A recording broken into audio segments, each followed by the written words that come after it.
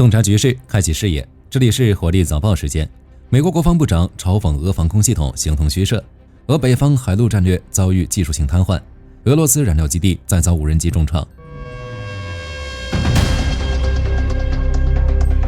美国国防部长赫克塞斯发表讲话，在强大空中火力的掩护下，200名美国精锐特种部队士兵成功抓获了委内瑞拉总统尼古拉斯·马杜罗。根据五角大楼披露的细节，这场代号为绝对决chiến的后续行动极其迅猛，美方人员无一伤亡。对此，赫克塞斯直接嘲讽委内瑞拉境内的俄制防空网，看来那些俄罗斯防空系统似乎没那么管用，是吧？据悉，此前10年，俄罗斯为了支持马杜罗政权，提供了数十亿美元的贷款，并输送了大量尖端防空装备，包括2013年交付的 S-300VM 远程防空系统，以及原本计划在2025年底全面铺开的 BOK-M2 和铠甲 SE 系统。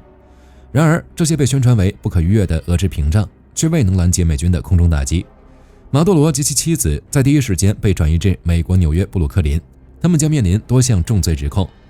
在火力军看来，这既宣告马杜罗政权的终结，也表明俄罗斯在西半球战略资产全面清零。不过，拉胯的不只是外贸装备，俄罗斯引以为傲的北极帝国也正因内伤而面临结构性瓦解。长期以来，莫斯科一直将北方海路定位为可以替代苏伊士运河的全球贸易走廊，旨在通过北极航线将能源加速运往亚洲。然而，乌克兰对外情报局发布的报告却透露，由于欧美的制裁，俄罗斯北极港口失去了关键技术与设备供应，其基础设施正加速衰败。数据显示，俄罗斯正面临严峻的疏浚危机。在北极港口和航道的维持上，未来5年的疏浚需求高达6000万立方米，但在失去疏浚巨头的设备与技术支持后，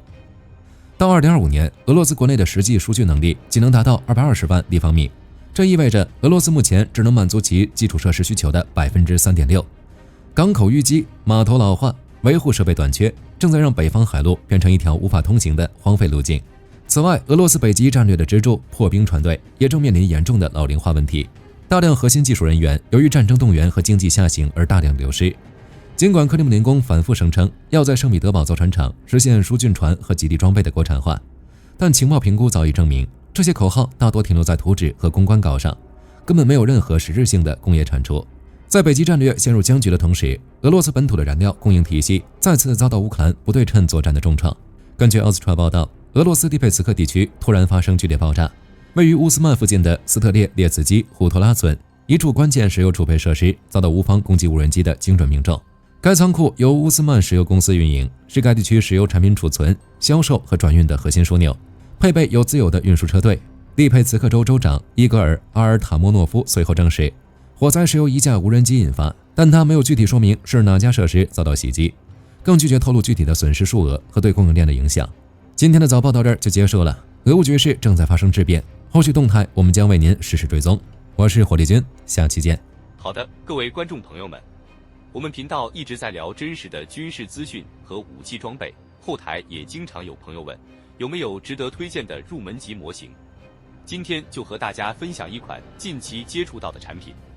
首先，它的外形还原度做得相当不错，比例准确，武器上的一些关键细节和标识也都有体现，材质也说得过去，拿在手上有不错的分量感。其次，它具备一定的可动性，对于理解基础操作原理有一定帮助，让它不仅是个静态摆件。综合它的做工和可玩性来看，价格确实比较亲民。对于想入门模型收藏，或者单纯想在桌上贴一个摆件的朋友来说，是一个性价比很高的选择。商品链接已经给你们上了，感兴趣的朋友可以自行了解。